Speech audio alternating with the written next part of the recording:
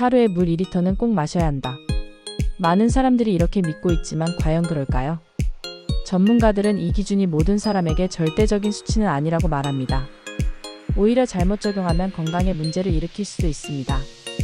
우선 사람들이 잘 모르는 점 중 하나는 음식에 포함된 수분도 전체 섭취량에 포함된다는 사실입니다.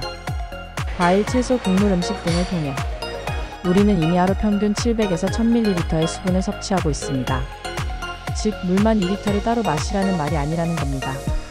실제로 한국인의 식단은 물을 추가로 1에서 1.5리터만 보충해도 충분한 경우가 많습니다. 또 하나 중요한 포인트는 물을 마시는 방식입니다.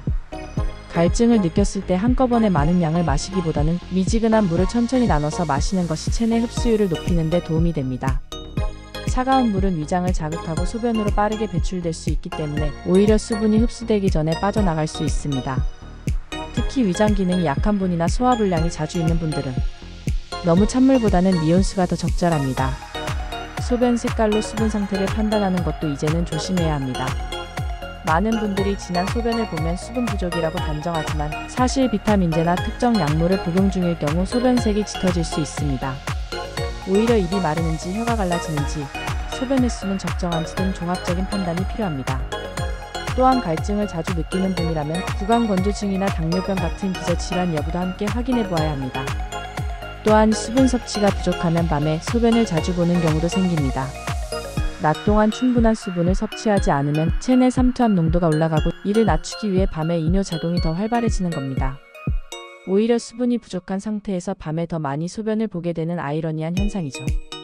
단순히 밤에 자주 깬다고 수분 섭취를 줄이는 것은 오히려 역효과가 될 수 있습니다. 수분 섭취가 필요한 대표적인 경우는 운동을 자주 하는 분, 고단백 식사를 하는 분, 당뇨나 신장 질환이 있는 분입니다. 이들은 체내 노폐물 배출을 위해 더 많은 수분이 필요합니다. 단백질을 많이 섭취하면 질소 노폐물이 증가하고 당뇨는 삼투이뇨로 탈수가 쉽게 오기 때문입니다. 또 신장이 제 역할을 하기 위해서는 물이 충분해야 여과 기능이 유지될 수 있습니다.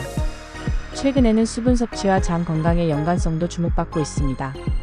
수분이 부족하면 변이 딱딱해지고 배변 리듬이 깨지며 장내 유익 등 활동도 저하됩니다. 아침 공복에 물 한 잔을 마시는 습관은 장 운동을 자극하고 변비 예방에도 효과적이라는 보고가 있습니다. 그리고 만성 피로감을 자주 느끼는 분들도 수분 부족을 점검해보는 것이 좋습니다. 피로와 집중력 저하가 단순 스트레스가 아닌 만성 탈수 때문인 경우도 많기 때문입니다. 반면 신부전, 간경화, 만성 신부전 등 체내 수분 조절 능력이 떨어진 분들은 수분 섭취를 제한해야 합니다. 물을 많이 마시면 오히려 부종, 저나트륨 혈증이 발생할 수 있습니다. 특히 저염식 다이어트 중인 여성이나 노인은 과잉 수분 섭취로 전해질 불균형이 더 쉽게 일어날 수 있습니다. 실제로 저나트륨 혈증은 경련, 혼란, 의식 저하 등 심각한 증상으로 이어질 수 있기 때문에 절대 가볍게 보면 안 됩니다. 결론적으로 하루 물 2리터는 절대적인 기준이 아닙니다. 내 식단 활동량, 질환 유무에 따라 다르게 접근해야 합니다.